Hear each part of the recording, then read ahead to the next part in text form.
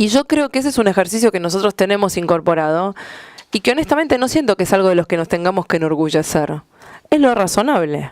Es lo razonable que si uno gobierna con cierta periodicidad dé un espacio para que cualquier medio le pueda preguntar lo que quiera. De la misma manera que cada vez que hacemos una inauguración o hacemos un acto para comunicar alguna cuestión de gobierno, más allá del tema en cuestión que querramos comunicar, después de que el jefe de gobierno termina de hablar o el ministro termina de hablar, hay un espacio para preguntas. Y en ese espacio para preguntas no solamente contesta sobre el tema sobre el que expuso, sino sobre cualquier tema de la agenda de ese día, que puede coincidir o no con el tema que haya expuesto.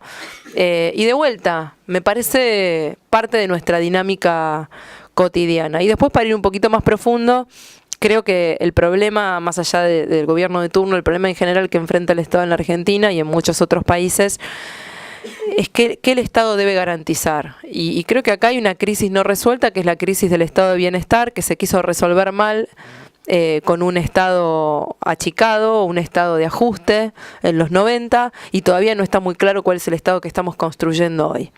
Y ese Estado de bienestar que se construyó alrededor de la idea de empleo, y entonces cualquiera de nosotros a través del empleo accedía al resto de los beneficios sociales, entonces el empleo daba jubilación y daba la asignación universal por hijo, la asignación por nacer, y también daba el seguro de desempleo cuando uno estaba desocupado, porque se admitía que el seguro de desempleo era una respuesta temporaria a una situación excepcional y no que uno iba a estar desocupado permanentemente. Por eso se planteó un seguro por 6 meses y no para toda la vida.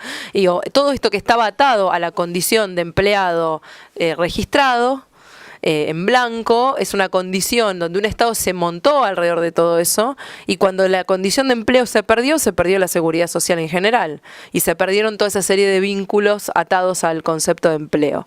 Y creo que la respuesta en el otro extremo fue la precarización, fue el ajuste, fueron algunas políticas de la década de los 90, y todavía estamos sin haber podido encontrar cuál es el modelo de Estado que hoy queremos, ¿no? ¿Cuál es el modelo de Estado y ligado a qué atamos los beneficios sociales, considerando que hay un 30-40% de nuestra población empleada que está en negro, y más allá de que el desempleo se ha reducido en niveles importantes, todavía hay una parte importante de quienes trabajan que están en negro, y bueno, y todo eso también es parte de la discusión de los años que vienen. Esa confusión, ese no saber, puede ser el intento de reforma de la Constitución que ya se ha instalado en cuestión de 48 horas. Yo honestamente creo, y en esta discusión de que la Argentina es un país joven y que vaya construyendo democracia, independientemente de la discusión de la re o no re, yo creo que la Argentina todavía tiene que, con una constitución reformada en el 94, tiene que fortalecer el cumplimiento de lo que se comprometió a hacer en el 94, que era una agenda muy amplia, sobre todo en materia de derechos, que no están todavía absolutamente cumplidos. Entonces, pretender una nueva reforma con un nuevo sistema de gobierno, cuando todavía no podemos garantizar la Constitución que tenemos hoy, me parece una discusión que no ayuda a fortalecer esta democracia joven que tenemos. Más allá que, por supuesto, tengo posición tomada en cuanto a la reelección y creo en la alternancia en general, y además creo en que los cargos deben tener un límite en el tiempo. Hay una frase que fue una de las primeras que aprendí cuando entré a trabajar en lo público, que es: en política no es tan difícil saber cómo llegar, sino saber cuándo irse, y irse en el momento en que uno tiene que irse, ¿no? Hay que saber irse bien de un cargo. Y eso también es parte de cierta sabiduría que uno tiene que ir adquiriendo en estos lugares. Bueno, Fernando Enrique Cardoso decía que una segunda elección es una reelección, una tercera es monarquía. Pero es fuerte la militancia sobre eso, sí.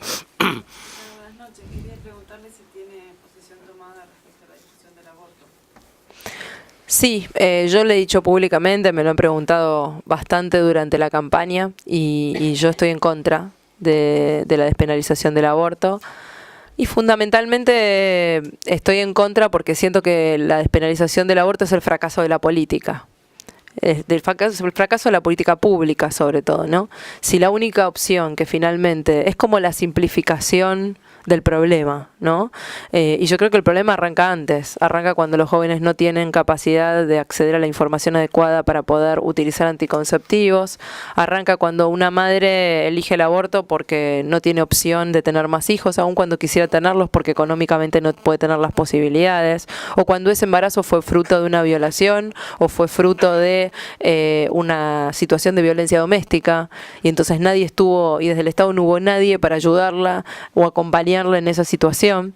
Entonces nada, primero porque creo en la vida desde la concepción, y segundo porque creo que el Estado debería estar más presente y no simplificar la discusión, estoy en contra. Sí. Buenas tardes.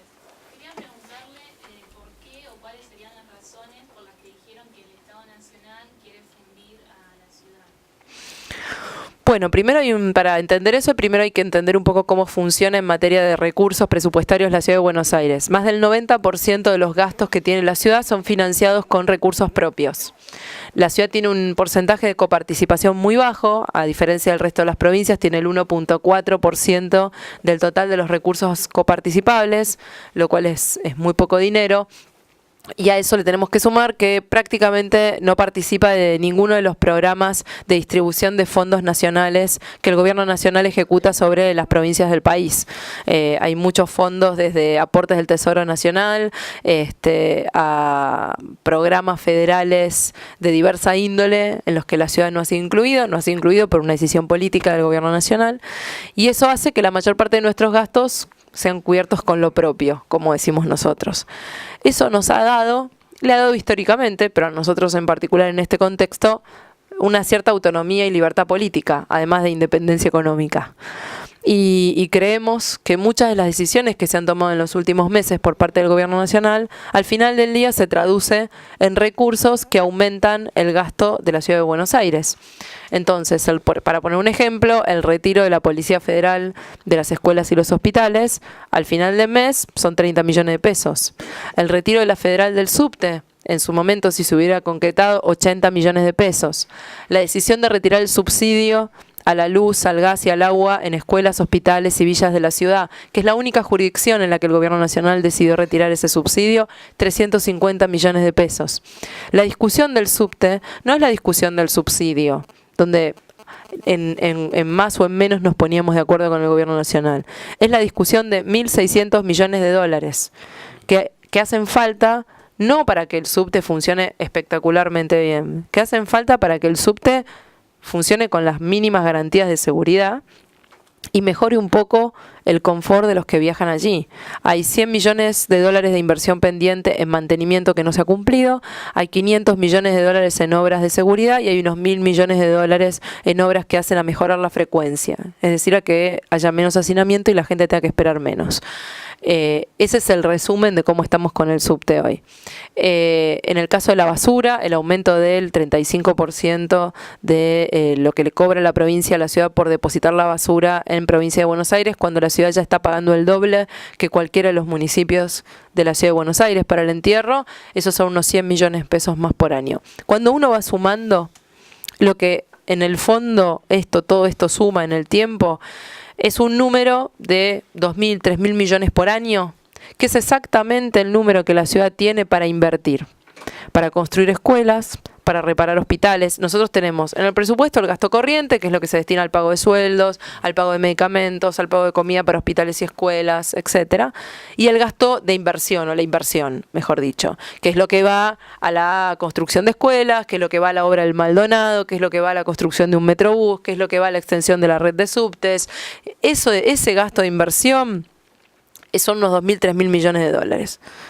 De pesos, perdón. Lo que nosotros decimos cuando decimos que el kirchnerismo quiere fundir a la ciudad es que cada vez, a medida que va tomando estas decisiones de traspaso sin recursos o decisiones de avanzar sin recursos, la ciudad cada vez se va quedando con menos fondos, hasta que va a llegar un momento en que va a suceder con la ciudad lo mismo que pasa con el resto de las provincias del país, que necesitan del apoyo del gobierno nacional para pagar los sueldos.